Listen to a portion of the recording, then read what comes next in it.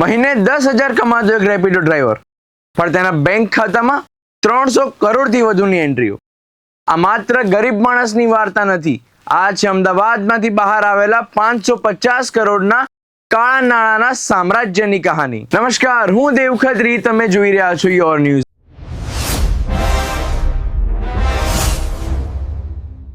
અમદાવાદમાં cricket સટ્ટા batting અને share બજારમાં ગેરકાયદે ખેલ ચલાવતું એક મોટું રેકેટ એન્ફોર્સમેન્ટ ડાયરેક્ટરેટ એટલે કે ઈડીની તપાસમાં બહાર આવ્યું છે.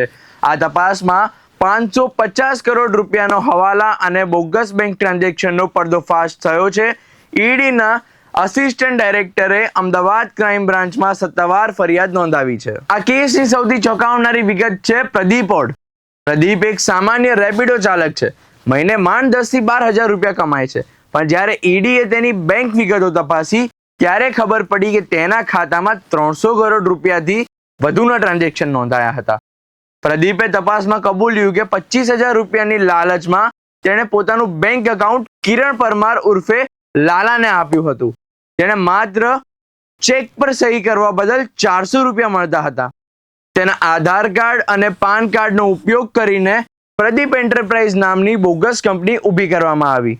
એક સામાન્ય માણસ જેને કદાચ 300 કરોડનો અર્થ પણ ખબર ન હોય, તેના નામે કરોડોની હેરાફેરી. માત્ર પ્રદીપ એન્ટરપ્રાઇઝ જ નહીં, કમલેશ ટ્રેડિંગ અને રોનક ટ્રેડર્સ નામની બે અન્ય કંપનીઓ પણ માત્ર કાગળ પર જ શરૂ કરવામાં આવી. 2024માં ખોલાયેલા આ ખાતાઓમાં ટૂંક સમયમાં 550 કરોડ રૂપિયાની એન્ટ્રીઓ થઈ.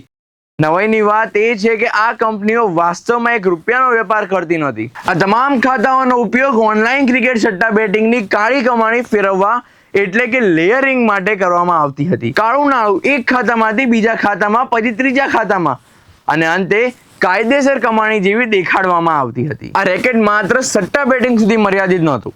શેર બજારમાં સર્ક્યુલર ટ્રેડિંગ કરીને ખોટું વોલ્યુમ ઊભું કરવામાં આવતું. શેરના ભાવને કૃત્રિમ રીતે વધારવામાં આવતા.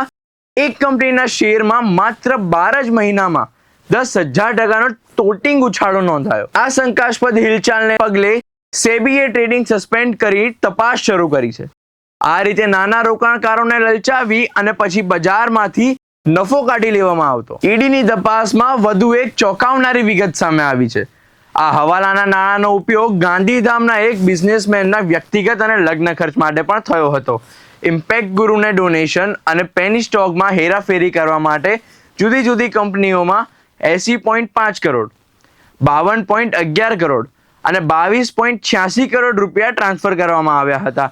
ઈડી દ્વારા સમગ્ર કૌભાંડમાં મુખ્ય સૂત્રધાર ગણાતા કિરણ પરમાર ઉર્ફે લાલા સહિત મહાદેવ, જુગલ, રવિ અને જીવરાજ સામે ગુના નોંધવાની ભલામણ કરવામાં આવી છે.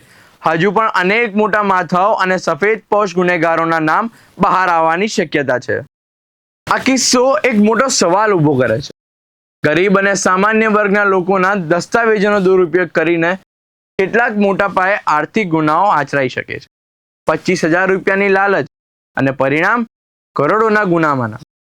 નાગરિકોને અપીલ છે, નાની રકમની લાલચમાં પોતાનું બેંક એકાઉન્ટ, ચેકબુક, આધાર કે પાન કાર્ડ અજાણ્યા વ્યક્તિને ક્યારેય ના આપે.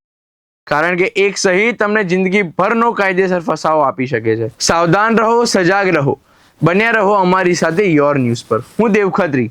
ધન્યવાદ.